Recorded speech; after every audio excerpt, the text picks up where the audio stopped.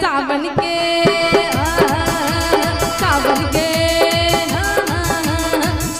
के पावन महीना में नाचे कमरिया देवघर में।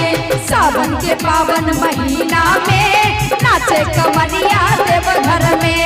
नाचे कमरिया देवघर में, नाचे कमरिया देवघर में।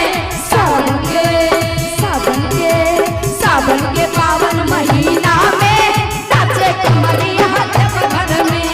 सावन के पावन महीना में नाचे कमरिया देवघर में।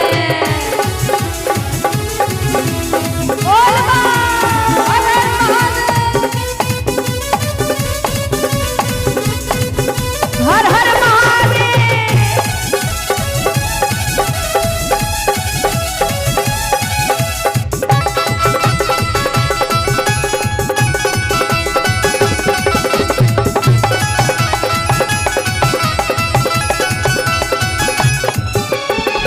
कांवर सजने चलो, देख बढ़ने चलो।